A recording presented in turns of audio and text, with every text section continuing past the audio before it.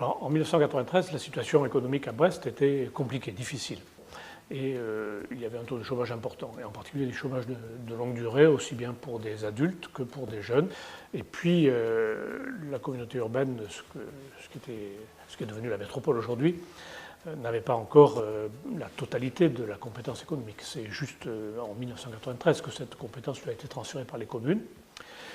Et n'existait pas non plus ce que nous appelons aujourd'hui, enfin ce qui est aujourd'hui le pays de Brest, c'est-à-dire des relations étroites entre le territoire brestois et puis les communautés environnantes. Alors avec un tissu d'associations ou d'entreprises intermédiaires ou d'insertion qui était déjà très développé, parce que le chômage existait, et c'est cela qui a amené les élus à s'intéresser d'une part à ce qu'avait fait Lille, depuis déjà 2 ou 3 ans, avec un programme local d'insertion économique, et puis surtout à bénéficier de l'opportunité des fonds européens. C'est l'époque où Brest a pu être, comme nous disions, éligible aux fonds européens, des fonds que l'Europe mettait en place pour aider les zones en difficulté économique.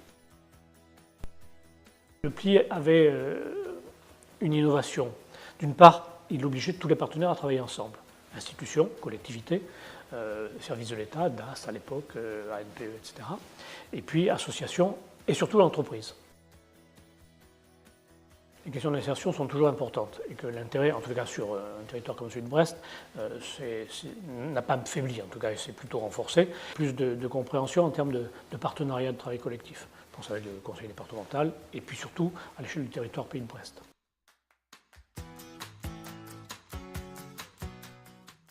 Le PLI, c'est une équipe au service de l'emploi sur le territoire de Brest. Le PLI, c'est une clé. La clé des portes des entreprises. Mon rôle est d'accompagner les entreprises à recruter, mais également dans leur démarche RSE. Pour cela, je leur propose de décontextualiser leur recrutement en leur proposant des matinales et des cafés-rencontres. Ces matinales et cafés-rencontres permettent de raccourcir le chemin entre le chercheur d'emploi et l'entreprise. C'est rassurant pour un employeur d'être soutenu et accompagné dans un recrutement. On travaille beaucoup avec des PME et un boulanger, il sait faire son pain. Maintenant, recruter, c'est pas son métier. Le lien que l'on tisse avec eux, le lien de confiance, fait qu'ils vont nous permettre de leur faire rencontrer des gens, de leur faire gagner du temps, parce qu'on ne va pas présenter 15 CV, nous on va présenter une personne. Il y a quelques entreprises qu'on n'a plus besoin de solliciter, elles viennent à nous. Ça, c'est une réussite. Ça veut dire que la méthode et l'approche du PLI un peu atypique, qui sort un peu du droit commun, fait sens auprès des employeurs.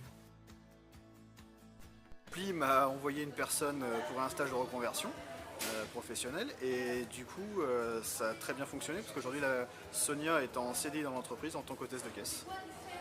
Alors j'étais ravie de travailler avec le PLI, avec Valérie surtout. Elle m'a aidée, elle m'a réconfortée au niveau de ma personnalité parce que bon, je commence à perdre confiance en moi vu mon âge et elle m'a remotivée pour me relancer dans l'emploi. J'ai toujours pensé que le PLI devait travailler à sa propre disparition et s'il existe encore 25 ans après, c'est que les besoins existent encore, malheureusement. Hein, et même s'il y a une reprise économique, une diminution du niveau du chômage, le chômage de longue durée est encore une plaie de nos sociétés d'aujourd'hui. Et donc, je crois que cette disparition n'est pas programmée pour demain matin. Le PLI a été créé au niveau de la communauté urbaine initialement.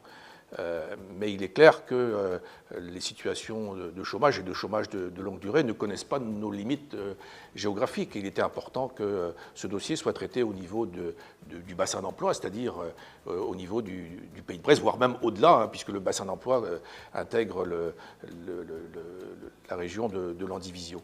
Voilà, et donc il était important que notre petite communauté urbaine, hein, 8 communes à l'origine, devenues métropole, ne soit pas la seule à intégrer ce dispositif. Et je remercie les présidents des communautés de communes du Pays de Brest d'avoir intégré ce dispositif qui est indispensable.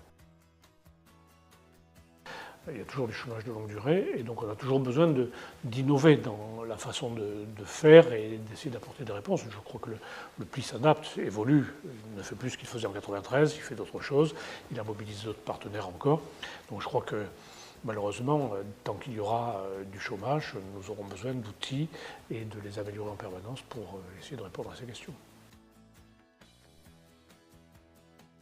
L'avenir du PLI proprement dit, c'est aussi l'avenir de toutes nos structures d'insertion qui est posé, alors que le problème, on l'a évoqué tout à l'heure, continue à exister de manière extrêmement importante avec ce public qui est très éloigné du retour à l'emploi. Et là, j'ai quelques inquiétudes sur l'avenir proche. D'une part, sur la maison de l'emploi que nous avons créée à la demande de l'État.